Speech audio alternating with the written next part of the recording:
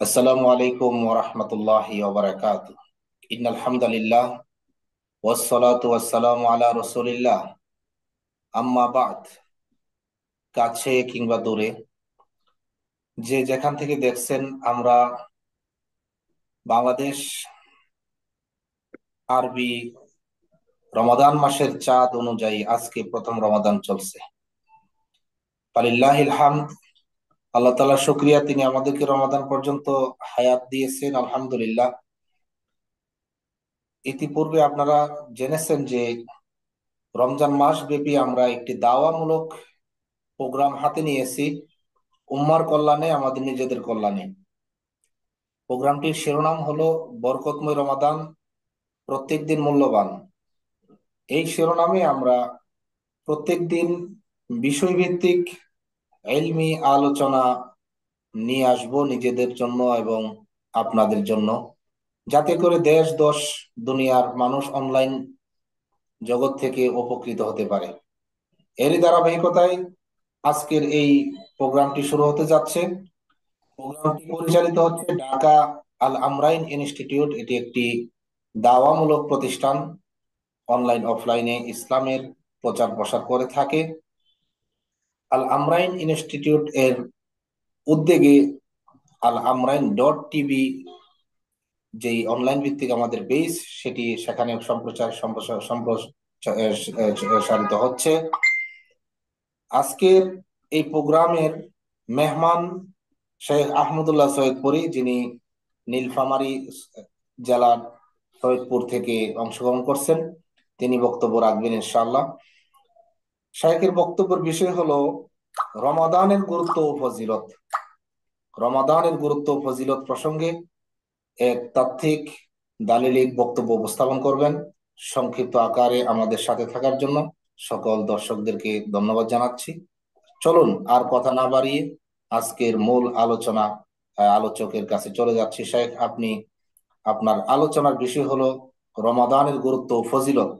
এই বিষয়ে আমাদের উদ্দেশ্যে বক্তব্য রাখার জন্য আপনাকে অনুরোধ করছি।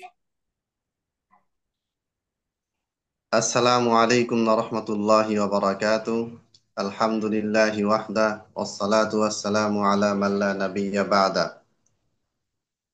দেশ ও বিদেশ থেকে যারা এই লাইভটি দেখছেন এবং দেখবেন, তাদের সকলকে আল আমরাইন ইনস্টিটিউটের পক্ষ থেকে জানাই আন্তরিক মোবারকবাদ।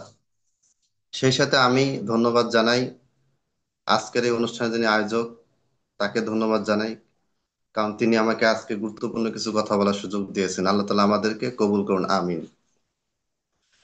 আজকে আমাদের আলোচনার যে শিরোনাম, সেটি হচ্ছে রমজান মাসের ফজিলত। আমরা যদি রমজান মাসের ব্যাপারে আলোচনা করতে যাই, তাহলে আমাদেরকে সর্বপ্রথম একটা বিষয় মাথায় রাখতে হবে, সেটা হচ্ছে যে আল্লাহ তাআলা রমজান মাসটাকে প্রতি বছর আমাদের মাঝে কেন নিয়ে আসছেন। সারাটা জীবন প্রতিটা সেকেন্ড মুহূর্তই ইবাদতের মাস, কিন্তু বিশেষ করে রমজান মাসকে কেন উল্লেখ করা হয়েছে। আপনি যদি রমজান মাসে বাইরেও ইবাদত করেন, তাও আপনার নেকি হবে। আপনি রজব মাসে ইবাদত করেন, শাবান মাসে ইবাদত করেন, মহরম মাসে ইবাদত করেন, সব সময় ইবাদত করার আদেশ দেওয়া আছে এবং সব সময় ইবাদত করলে নেকি হয়, এটা আমরা সবাই জানি। কিন্তু রমজানের কথা বিশেষভাবে কেন বলা হচ্ছে, কারণটা হচ্ছে যে রমজান মাস এটা হচ্ছে একটা বিশেষ ট্রেনিং এর মাস। আমরা যদি, যেমন আমি একজন শিক্ষক, তো আমরা যারা শিক্ষকতার কাজে নিয়োজিত আছি, বা বিভিন্ন সেনাবাহিনী, নৌবাহিনী, তারা সবসময় তাদের দায়িত্ব পালন তো করেই, কিন্তু মাঝে মাঝে তাদেরকে বিশেষভাবে ট্রেনিং দেওয়া হয়, যেন তার কাজগুলি আগের চেয়ে কি হয়, আরো ভালো হয়, উন্নত হয়। আমার সাউন্ড কি ঠিক আছে ভাই? একদম পরিষ্কার শোনা যাচ্ছে, শেখ, চালিয়ে যান। জি। আচ্ছা। তো এই আমরা যে কোনো কাজ দুনিয়াবি ক্ষেত্রে, ধরেন আমি একটা কোম্পানিতে জব করি, আমার কর্মকাণ্ড ভালো হচ্ছে, আমার পারফরমেন্স ভালো হচ্ছে, এটাকে আরো কিভাবে ভালো করা যায়, এই জন্য আমাকে কি করতে হয়, কোম্পানির পক্ষ থেকে ট্রেনিং নিতে হয়।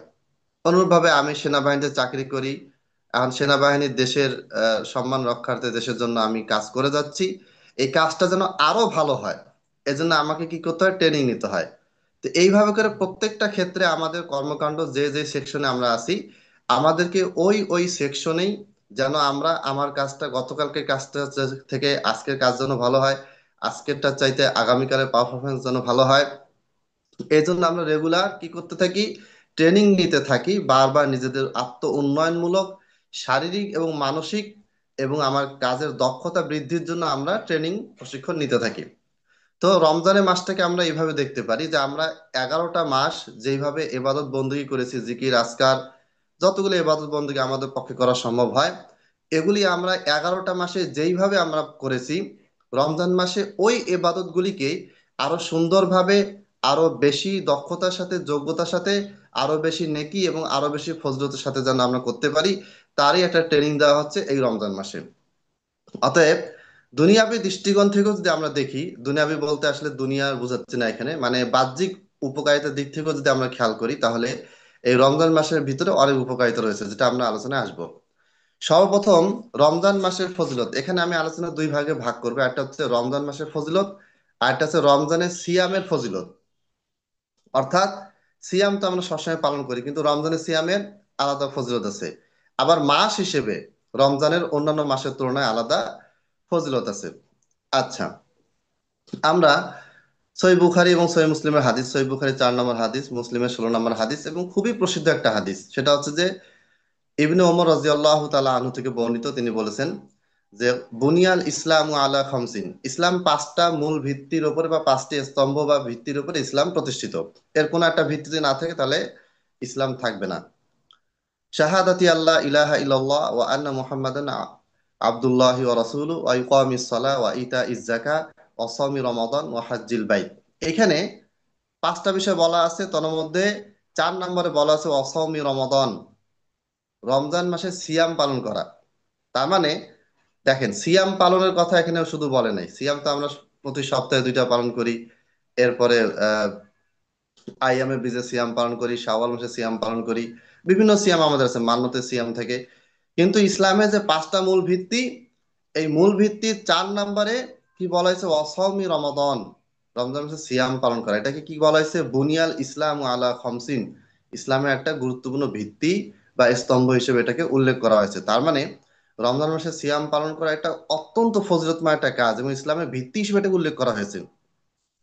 এরপরে আল্লাহ তাআলা সূরা বাকারা 2 নম্বর সূরা 184 নম্বর আয়াতে বলেছেন, আউযু বিল্লাহি মিনাশ শাইতানির রাজিম, শাহরু রমাদান, রমজান মাস, আল্লাযী উনজিলা ফীহিল কুরআন, যে মাসে কোরআন কি হয়েছে, অবতীর্ণ হয়েছে, নাজিল হয়েছে। এই কোরআনটা কি, হুদাল্লিন নাস, মানুষের জন্য হেদায়েতের পথ প্রদর্শনকারী, পথ প্রদর্শন স্বরূপ, অবাইয়িনাতিম মিনাল হুদা ওয়াল ফুরকান, ফামান শাহিদা মিনকুমুশ শাহরা ফালইয়াসুমহু। আয়াতের শেষে আল্লাহ বলেছেন, ফামান শাহিদা মিনকুমুশ শাহরা, তোমাদের কেউ যদি এই মাসটা পায়, ফালইয়াসুমহু, সে যেন অবশ্যই এই সিয়ামটা পালন করে। আল্লাহ তাআলা আদেশ দিলেন। আল্লাহ তাআলা এটা বলেন নাই যে এই মাসে সিয়াম পালন করলে ফজিলত আছে, করা ভালো। নবী সাল্লাল্লাহু আলাইহি ওয়াসাল্লাম এটা বলেন নাই যে এই মাসে সিয়াম পালন করলে এটা তোমাদের জন্য বেশি নাকি, ফামান শাআ সামা ওয়া মান শাআ তারাকা, যার মন চায় সিয়াম রাখো, যার মন চায় সিয়াম রেখো না। এইভাবে বলা হয়নি, ডাইরেক্ট কি বলা হয়েছে, ফাল ইয়াসুমহু, সে যেন সিয়ামটা পালন করে, অবশ্যই সে যেন সিয়ামটা পালন করে। আপনি আমি, আমরা যারা সিয়াম পালনে সক্ষম, যাদের শারীরিকভাবে সুস্থতা আছে এবং প্রাপ্তবয়স্ক, তাদেরকে অবশ্যই কি করতে হবে, সিয়ামটা পালন করতে হবে। মেয়েরা তাদের কয়েকদিন বন্ধ থাকবে, তারা পরবর্তীতে সেটা অবশ্যই কাজা করে নিবে।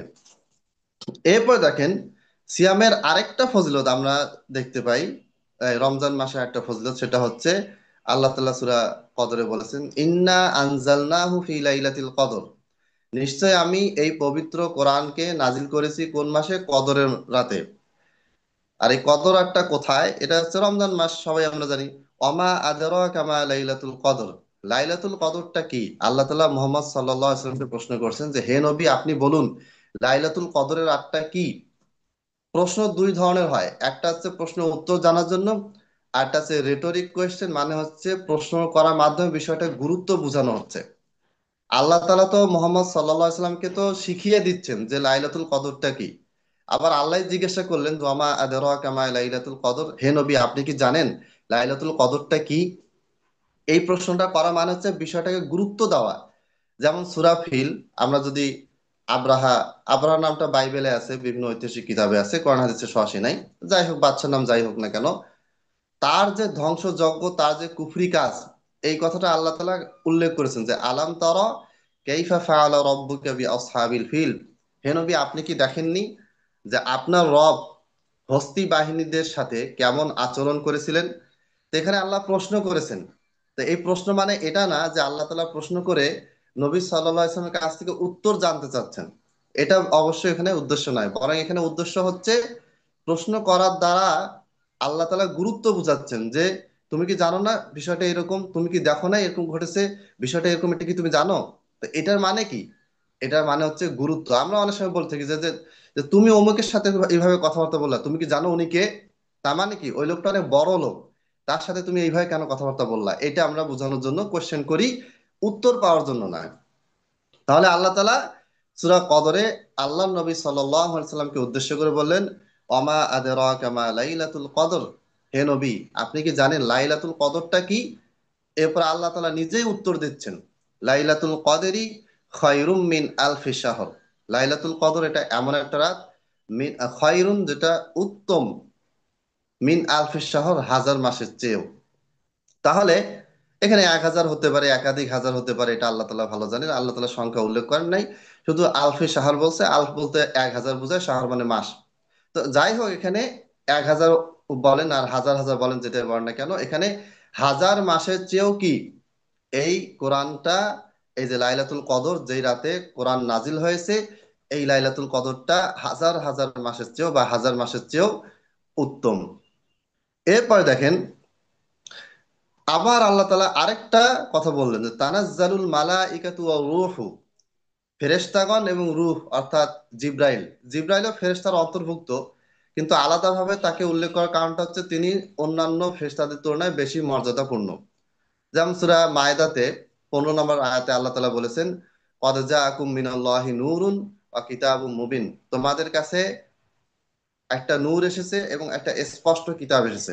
এখানে স্পষ্ট কিতাব দিয়ে নূরকে আরো গুরুত্ব বোঝানো হচ্ছে, অর্থাৎ কে এসেছে, কি এসেছে? কোরআন এসেছে, কোরআনকে নূর বলা হলো প্লাস স্পষ্ট কিতাব বলা হলো। এটা বারবার উল্লেখ করার মাধ্যমে গুরুত্ব দেওয়া হয়।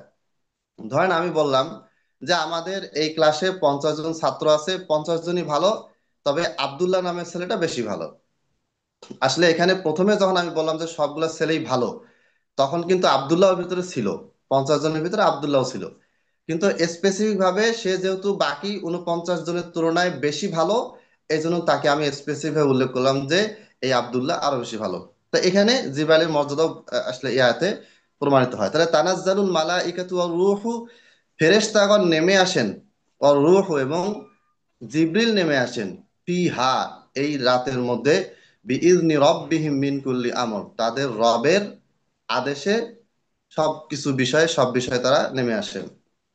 এরপরে আল্লাহ তাআলা আরেকটা ফজিলতের কথা বললেন, সালামুন হিয়া হাত্তা মাতলাইল ফাজর। সালাম, অবারিত শান্তি, যার শেষ নেই। আল্লাহ তাআলার পক্ষ থেকে শান্তি, নিরাপত্তা, এই জিনিসটা কি হয়? ফজর পর্যন্ত অ- অ- সবার জন্য অবারিত করে দেওয়া হয়, অবতীর্ণ হতে থাকে।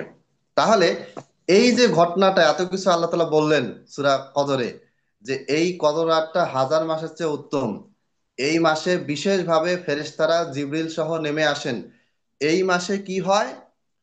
এই মাসে একটা রাত পাওয়া যায় যেটা লাইলাতুল কদর, যেই রাতের কি হয়, ফজর পর্যন্ত শান্তি বর্ষিত হয়। শান্তি সবসময় বর্ষিত হয় আল্লাহর পক্ষ থেকে। এই যে আজকে আমরা কথাবার্তা বলছি, এটা আল্লাহ তাআলার পক্ষ থেকে শান্তি, রহমত, বরকতের কারণেই সম্ভব। যারা আমরা চলাফেরা করতেছি, ব্যবসা বাণিজ্য করতেছি, চাকরি বাকরি করতেছি, আমরা নিঃশ্বাস নিচ্ছি, সবকিছু আল্লাহ তাআলার রহমত, আল্লাহ তাআলার শান্তি, আল্লাহ তাআলার বরকতের মাধ্যমে সম্ভব হচ্ছে।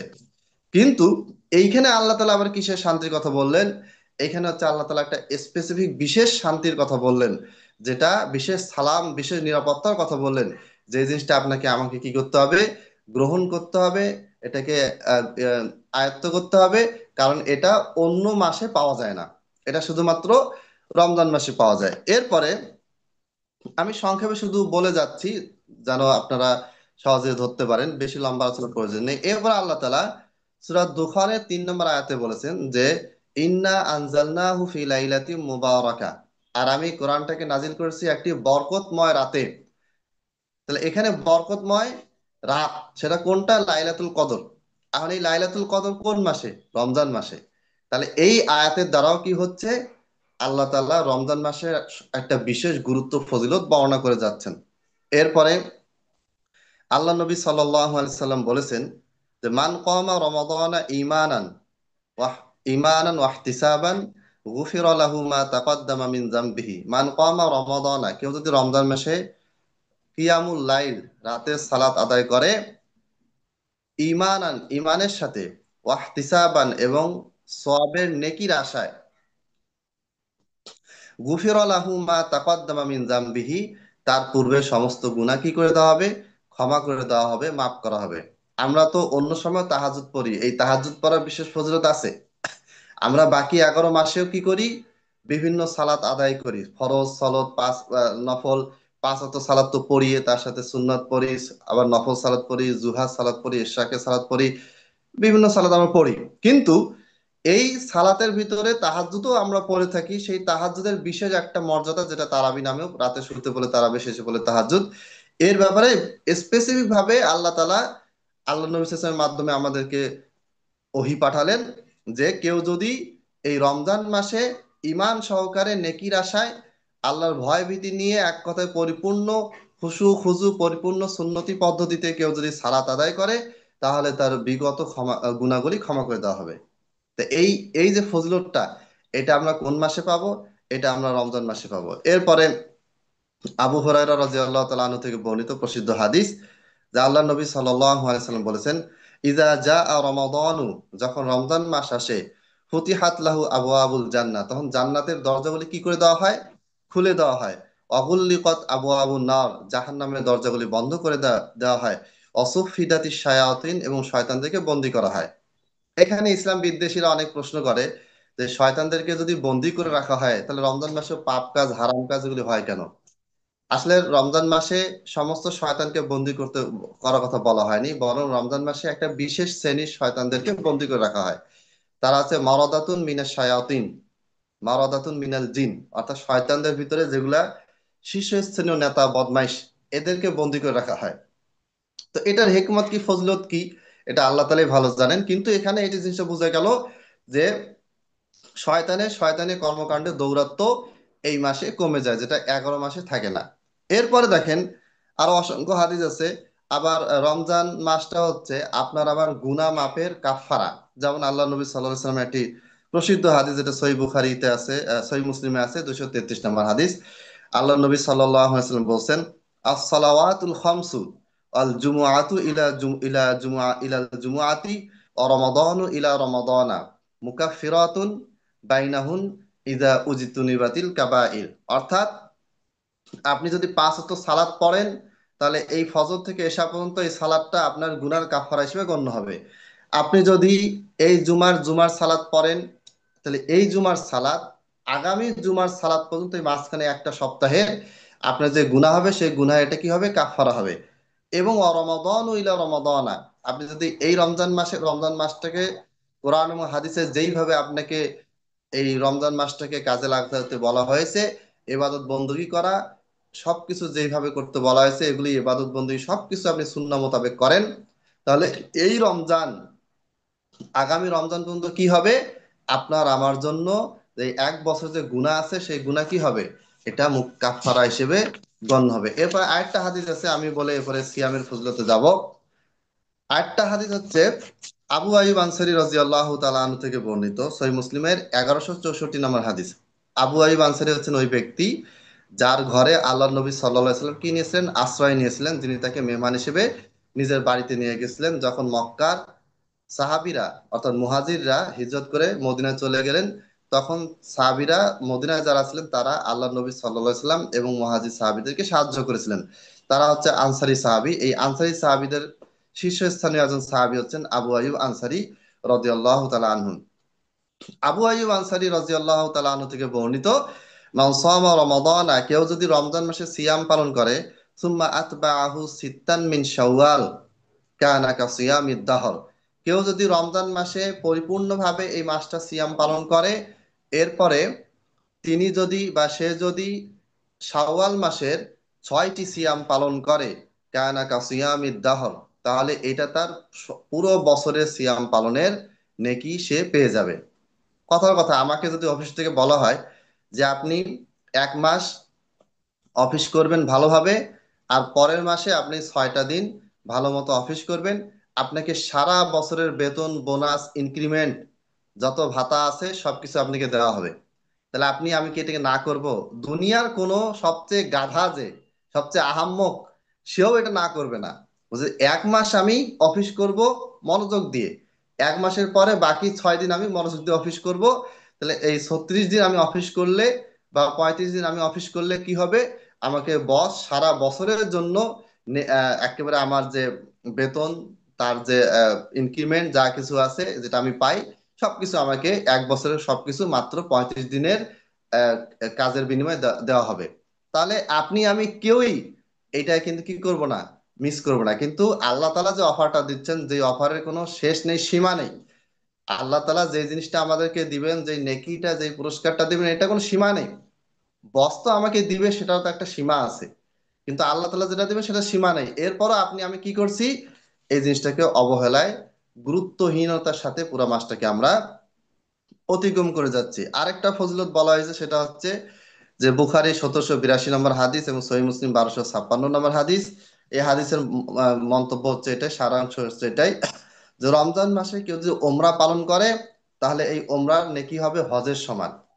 হজ পালন করলে যেই নেকি, হজ পালন করতে গিয়ে লং টাইম ধরে থাকতে হয়, অনেকগুলি ইবাদত ধাপে ধাপে কাজতে হয়, মুজদালিফা, মিনা। যারা হজ করেছেন তারা জানেন হজ করা এতটা সহজ কাজ নয়, কঠিন কাজ। বিশেষ করে বয়স্ক মুরব্বীদের জন্য এটা অত্যন্ত কঠিন হয়ে যায়, বেশি কঠিন, এই কারণে বেশি ফজিলত। কিন্তু ওমরা এত কিছু নেই। এই ওমরার কাজটা আপনি রমজান মাসে করবেন, একটা পরিপূর্ণ হজ করার নেকি আপনি পেয়ে যাবেন, যদি আপনার নিয়াত ভালো থাকে এবং আপনার কর্মকাণ্ড, আপনার ইমান আকীদা যদি ঠিক থাকে, আপনি যদি শিরক বিদআত থেকে মুক্ত থাকেন।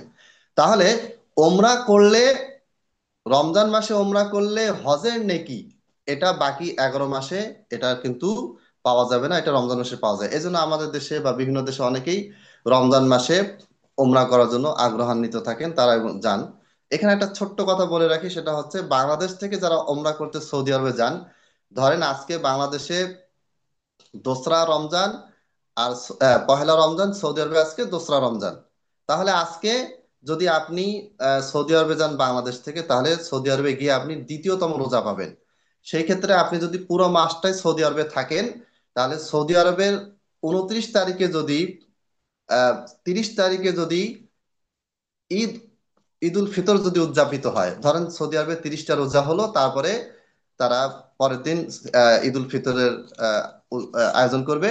সেই ক্ষেত্রে বাংলাদেশে থেকে আপনি সিয়াম পালন করার কারণে ঈদের দিন আপনার হবে 29টা সিয়াম। তো ওই ক্ষেত্রে আপনি কি করবেন? সৌদি আরবে আপনি গেলেন, সেখানে আপনি 30টা সিয়াম পেলেন, কিন্তু বাংলাদেশ থেকে যাওয়ার কারণে আপনার একটা সিয়াম কম হচ্ছে, কারণ আপনি একদিন পরে শুরু করেছেন। সেই ক্ষেত্রে আপনি কি করবেন? ওদের সাথে ঈদ করবেন। ঈদ করার পরে তারপরে আপনি এই একটা সিয়াম আপনাকে কাজা করতে হবে, যেটা আব্দুল্লাহ বিন আব্বাসের হাদিস থেকে বর্ণিত, সহিহ মুসলিম আছে, আবু কুরাবের হাদিসটা। আর এর যদি উল্টা হয়, যে আপনি এমন দেশ থেকে আসলেন, নর্মালি সৌদি আরবে পশ্চিমা দেশগুলিতে আগে চাঁদ দেখা যায়, এটা এক এক বছর এক এক রকম হয়। যদি এমন হয় যে যেই বছর আপনি ওমরা করতে আসলেন, বাংলাদেশের উল্টা হলো, অর্থাৎ আপনার দেশে সৌদি আরবের একদিন আগে আপনি চাঁদ দেখেছেন, অর্থাৎ আপনি যেদিন পহেলার সিয়াম রেখেছেন সেদিন সৌদি আরবে ছিল 30শে শাবান। এরপর আপনি দোসরা রমজান যেদিন আপনি প্রবেশ করেছেন, সেদিন সৌদি আরব পহেলা রমজানে প্রবেশ করেছে। সেই ক্ষেত্রে আপনি যদি সৌদি আরবে ওমরা করতে আসেন রমজান মাসে, আসার পরে পুরো মাসটা যদি আপনি সৌদি আরবে থাকেন, সৌদি আরবে যদি আপনি ঈদ পালন করেন, সেই ক্ষেত্রে আপনার একটা সিয়াম বেশি হচ্ছে, অর্থাৎ সৌদি আরবে যেদিন 30 তারিখ, সেদিন আপনার 31টা সিয়াম হচ্ছে। সৌদি আরবে যেদিন ঈদ পালন করা হচ্ছে সেদিন আপনার কি হলো? তার আগের দিন আপনার 31টা সিয়াম হলো, আর বাকি সৌদিবাসীদের কয়টা হলো? 30টা হলো। এই ক্ষেত্রে আপনার 30টা সিয়াম পূর্ণ হয়ে গেছে, আর একটা সিয়াম আপনার অতিরিক্ত হিসেবে এটা আপনার জমা হবে, নফল হিসেবে জমা হবে, এবং এটা আপনার নেকি হিসেবে গণ্য হবে। অতএব এটা খুবই আহ, সহজ একটা সমাধান, সহজ একটা বিষয়। এটা নিয়ে আমাদের চিন্তা ভাবনা করার কোনো কারণ নেই। আমার সময় কতটুকু আছে আর? জি, আপনি আরো 8 মিনিট কথা বলবেন। আরো 8 মিনিট? আচ্ছা, আট, এইট যাই মিনিট হোক, 3 মিনিট। 8 মিনিট। 8 মিনিট, আচ্ছা, জাজাকাল্লাহ। তো এখন তাহলে আমাদের কি করতে হবে? সিয়ামের যে ফজিলত গুলি বর্ণনা আছে, এই রমজান মাসের যে ফজিলত, সিয়ামের ফজিলত তো আছেই, যেগুলো আমরা পরবর্তীতে আলোচনা করবো, আরো অনেক শাইখ এখানে আসবেন। সবাইকে অনুরোধ করবো এই পেজে আপনারা থাকবেন ইনশাআল্লাহ। তো এইখানে আমাদের কি জিনিসটা মাথায় রাখতে হবে যে আল্লাহ তাআলা আমাদেরকে অফার দিচ্ছেন, এমন একটা অফার যেই অফারের বিনিময়ে আমরা যা পাবো সেটার কোনো শেষ নেই। এটা রমজানের ফজিলত সম্পর্কে আমি কয়েকটি কথা বললাম। এবার আসি আমি রমজান মাসে সিয়াম পালন করার ফজিলত। আর আপনি রমজান মাস পেলেন আর ফজিলত পেয়ে গেলেন তা না, আপনাকে সিয়ামও পালন করতে হবে।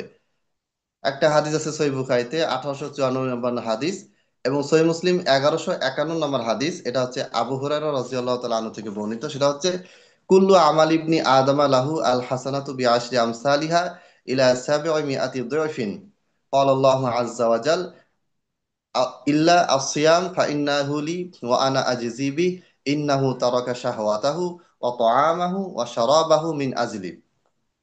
অর্থাৎ অন্য সময় রমজান মাস ব্যতীত বাকি যে 11টা মাস, এই সময় আপনি একটা ভালো কাজ করলে সেই একটা ভালো কাজের বিনিময়ে আপনাকে 10টা নেকি দেওয়া হয়। কিন্তু রমজান মাসে কি হয়, আপনি যখন কোনো কাজ করেন তখন সেটাকে 70 গুণ পর্যন্ত কি করা হয়, বর্ধিত করা হয়, বাড়ানো হয়। কিন্তু সিয়ামের ক্ষেত্রে বিষয়টা আলাদা। মানে আপনি রমজান মাসে যে কোনো একটা ভালো কাজ করেন, একটা ইবাদত করেন, কোরআন তেলাওয়াত করলেন, কোন একটা দান সদকা করলেন, তাহলে অন্যান্য মাসে একটা ভালো কাজ করার বিনিময়ে 10টা নেকি পাবেন। আর রমজান মাসে এটা 70 গুণ পর্যন্ত বৃদ্ধি করা হয়।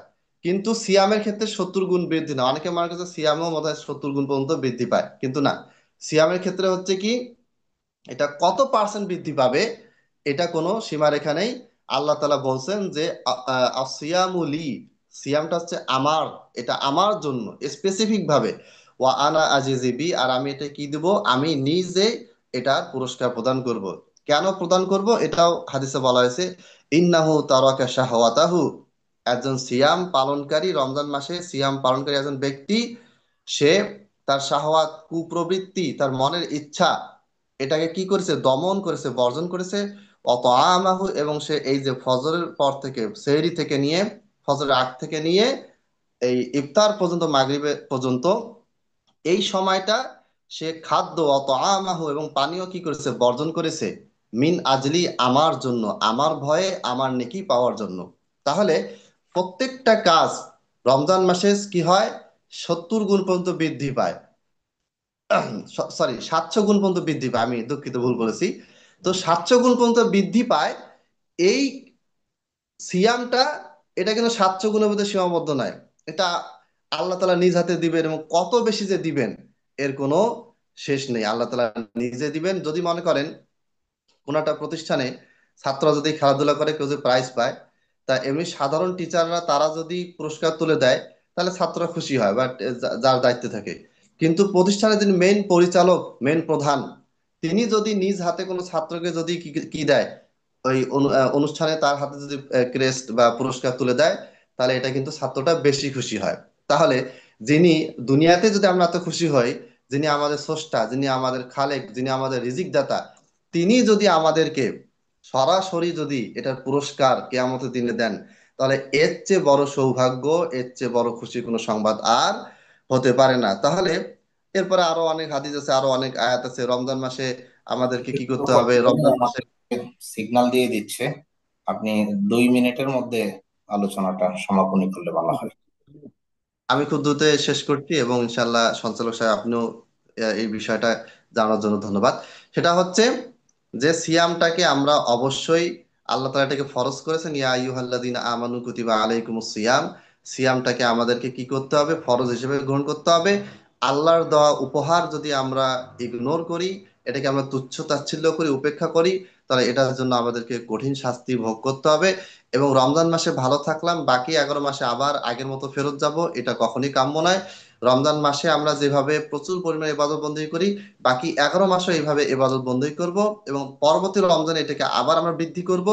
এরপরে আবার এটা চলতে থাকবে, কমবে না, খালি বাড়তে থাকবে। প্রতি রমজানের জন্য আমাদের যোগ্যতা, দক্ষতা, ইবাদত বন্দী করার ক্ষেত্রে সময়, ইচ্ছা, আগ্রহ সবকিছু যেন বৃদ্ধি পায়। আল্লাহ তাআলা আমাদেরকে কোরআন এবং সুন্নাহ মোতাবেক এই পুরো রমজান মাস অতিবাহিত করার তৌফিক দান করুন। আমিন। ওয়া আখিরু দাওয়ানা আনিল হামদুলিল্লাহি রাব্বিল আলামিন। জাযাকাল্লাহু খাইরান। ওয়া দর্শক, ইয়্যাক। আপনারা এতক্ষণ আমাদের সাথে ছিলেন। বরকতময় রমাদান প্রত্যেকদিন মূল্যবান, যেটি আল আমরাইন ইনস্টিটিউট ঢাকা থেকে সম্প্রসারিত হচ্ছে অনলাইনের মাধ্যমে। আজকের যিনি আলোচক মেহমান ছিলেন শেখ আহমদুল্লাহ সৈয়দপুরী, নীলফামারী জেলা থেকে। তিনি একটি মাদ্রাসার পরিচালক। শেখ, আপনার মাদ্রাসার নামটা কি? আল কলম ইউনিভার্সাল মাদ্রাসা। আমি পরিচালক না, আমি এখানকার আরবি বিভাগের প্রধান হিসেবে আছি। আলহামদুলিল্লাহ। আর শেখ, আমি আপনাকে যদি এরকম প্রশ্ন করি যে রমজান মাস তো চলছে, এক মিনিটে যদি একটু বলেন যে আবাদত জি জি। গুলো আমাদের, রাতের আবাদত গুলো কিরকম হওয়া উচিত, দিনের আবাদত গুলো কিরকম হওয়া উচিত, আরো বিশেষ করে বা আপনি কিভাবে রমজানটা কাটাচ্ছেন, আমরা একটু ইন্সপিরেশন হইতাম, একটু যদি বলতেন। জি। প্রথম কথা হচ্ছে যে বিশেষ করে যেহেতু রাতের বেলার ব্যাপারে বলা আছে, সেটা আমরা উল্লেখ করব। আমরা রাতের বেলা কিয়ামুল লাইল অনেকে করছি, আমিও করছি, অনেকেই করছেন। তো কিয়ামুল লাইলের ব্যাপারে আমরা যেটা করি সেটা আমরা অনেকে মনে করি যে এটা একটা গতানুগতিক রমজানের একটা অনুষ্ঠানের মতন ইবাদত, যে এটা একটা ইবাদত, রমজান মাস আসবে আমরা তারাবি পড়বো, শেষ। কিন্তু আসলে আমাদের তারাবিটা বা কিয়ামুল লাইলটা কেমন হওয়া উচিত এদিকে আমরা নজর দেই না। অনেকে আছি আমরা কোরআনটা খতম করতে পারলেই বাঁচি। কোরআন খতম অবশ্যই নেকির কাজ, বেশি বেশি কোরআন তেলাওয়াত করা নেকির কাজ, কিন্তু দ্রুত কোরআন খতম করি। এরপরে সালাত তারাবি, সেটা আপনি 8 রাকাত পড়েন, 20 রাকাত পড়েন, এটা কোনো মুখ্য বিষয় না। সূক্ষ্মভাবে সুন্দরভাবে হতে হবে, এটা হচ্ছে ইম্পর্টেন্ট বিষয়। আপনি 8 রাকাত পড়েন, সুন্দরভাবে পড়তে হবে। 20 রাকাত পড়েন, 40 রাকাত পড়েন, 16 রাকাত পড়েন। তো এইখানে আমরা যেটা ভুল আমি দেখতে পাই, এই ভুলটা আমিও ছোটবেলায় করতাম, মনে করতাম যে রমজান মানে খালি দ্রুত খালি নামাজে দৌড়ানো। তো এই জিনিসটা থেকে আমাদেরকে খেয়াল রাখতে হবে যে আমাদের সালাদটা যেন, কিয়ামুল লাইলটা এটা যেন দীর্ঘ সময় ধরে হয়। আপনি 2 রাকাত পড়েন, সুন্দরভাবে ধীরে সুস্থে তেলাওয়াত করেন। আপনি 4 রাকাত পড়েন, সুন্দরভাবে ধীরে সুস্থে তেলাওয়াত করেন। ওয়ারাত্তালনাহু ওয়ারাত্তিলিল কোরআন, কোরআনকে কি করো, সুন্দর ধীর স্থির ভাবে তেলাওয়াত করো। জাইয়িনু আসওয়াতাকুম বিল কোরআন, তোমরা কোরআন তেলাওয়াতের সময় আওয়াজটাকে সুন্দর করো। ওই খুব স্পিডে, 5G 4G স্পিডে কোনোভাবে এটা পড়া যাবে না। এটাতে হয় কি, আমরা আমাদের রমজানটাকে আমরা নষ্ট করে ফেলি, কোরআনটাকে আমরা অবমাননা করে ফেলি। এই জিনিসটা থেকে আমাদেরকে বিরত থাকতে হবে। এটা 1 নম্বর পয়েন্ট। আর দিনের বেলা যেটা করতে হবে সেটা হচ্ছে যথাসম্ভব, যেমন আমি অন্যান্য মাসে সবসময় সুযোগ করে বই পড়ি, তো এই মাসে চেষ্টা করি অন্যান্য বইগুলোকে সাইডে রেখে কোরআনটাকে একটু বেশি পড়ার। কোরআন তো অবশ্যই অর্থসহ পড়া উচিত, তবে অর্থসহ যদি আপনি পড়তে না পারেন, কোরআন সাধারণ ভাবে জাস্ট অর্থ না বুঝেও তেলাওয়াত করলে এর একটা আলাদা নেকি আছে। এই নেকিটা অন্তত আপনাকে আমাকে বাড়াতে হবে। অন্যান্য মাসেও তো তেলাওয়াত করতেই হবে, এই মাসেও তেলাওয়াত করতে হবে। আমি অনেক সময় আমার বাচ্চা কোলে আছে, ঘুমাচ্ছে, ঘুম পাড়াচ্ছি, ওকে কোলে নিয়ে আমি যেটুকু সূরা মুখস্থ আছে আমি পড়তে থাকি। তারপরে বাচ্চা রাতের বেলা দুই পাশে শুয়ে আছে, আমি কোরআন পড়তে থাকি, আমার পড়া শুনতে শুনতে তারা ঘুমায় যায়। এটা প্রতি রাতে করার চেষ্টা করি, তবে রমজানে বেশি ভাবে এটা করার চেষ্টা করি। বা আপনি সাইকেল চালাচ্ছেন, গাড়ি চালাচ্ছেন, বা আপনি রাস্তাতে যাচ্ছেন, আপনি কোরআনটা পড়তে পড়তে থাকেন। তো এইভাবে করে অন্যান্য মাসে পারেন বা না পারেন, অন্তত এই মাসে প্রত্যেকটা সেকেন্ডে মুহূর্তে আপনি বেশি বেশি জিকির আজকার করুন, বেশি বেশি কোরআন তেলাওয়াত করুন, বেশি বেশি নফল সালাত করুন, বেশি বেশি আপনি জিকির আজকারের মাধ্যমে এই মাসটাকে যতটা সম্ভব আপনি নেকি পাওয়ার চেষ্টা করুন। এটাই আপনাকে আমাকে অবশ্যই করতে হবে। এই বিষয়ে আমি শুধু সবার দৃষ্টি আকর্ষণ করব। জি জাযাকাল্লাহু ভাইজান। খাইরান, প্রিয় শেখ হাবিবি। অত্যন্ত সুন্দর নির্দেশনা আমরা পেয়েছি। আমরা প্রোগ্রামের শেষ পর্যায়ে চলে আসছি, সম্মানিত দর্শক মন্ডলী। প্রোগ্রাম আজকে আমাদের শেষ করতে হচ্ছে। আজকে আমাদের আলোচক শেখ আহমদুল্লাহ সৈয়দপুরী হাফিজাহুল্লাহ, তিনি রমাদানের গুরুত্ব এবং সিয়ামের ফজিলত বিষয়ে এক তথ্য নির্ভর দলিল ভিত্তিক বক্তব্য রেখেছেন। আল্লাহর কাছে তো কবুলিয়ত কামনা করছি। এবং যে প্রোগ্রামটি আজকে রেকর্ড হলো এবং এটি থেকে যাবে অনলাইনে, বক্তা, আলোচক, আয়োজক সবারই উদ্দেশ্য এমন যে এর মাধ্যমে কিছু মানুষ উপকৃত হোক। আমরা যখন দুনিয়াতে থাকবো না, তখন এই বক্তব্য দুনিয়াতে থাকলে আমরা যেন পরকালে সাদাকাতান জারি হিসেবে পাই। আপনারা দর্শক মন্ডলী, আপনারাও চাইলে আমাদের নিয়তের সাথে একমত হয়ে এই প্রোগ্রাম থেকে উপকৃত হতে পারেন দুনিয়া এবং আখিরাতে ইনশাআল্লাহ। আল্লাহ তাআলা আমাদের ইনশাআল্লাহ। নিয়তকে কবুল করুন, আমাদের আহ, সময়টাকে কবুল করুন, এবং আহ, আয়োজকদের জীবনে বারাকা দান করুন। যারা এই প্রতিষ্ঠানের পিছনে অর্থ দিয়েছেন বা সাহস জুগিয়েছেন, তাদেরকে আল্লাহ তাআলা পরিপূর্ণ উত্তম জাযা দান করুন। আমিন। আজকের বক্তব্য এখানে শেষ করছি কাফারাতুল মাজলিসের মাধ্যমে। সুবহানাকাল্লাহুম্মা ওয়া বিহামদিকা আশহাদু আল্লা ইলাহা ইল্লা আনতা আস্তাগফিরুকা ওয়া আতুবু ইলাইক। আসসালামু আলাইকুম ওয়া রাহমাতুল্লাহি ওয়া বারাকাতুহু। ওয়ালাইকুম আসসালাম ওয়া রাহমাতুল্লাহ।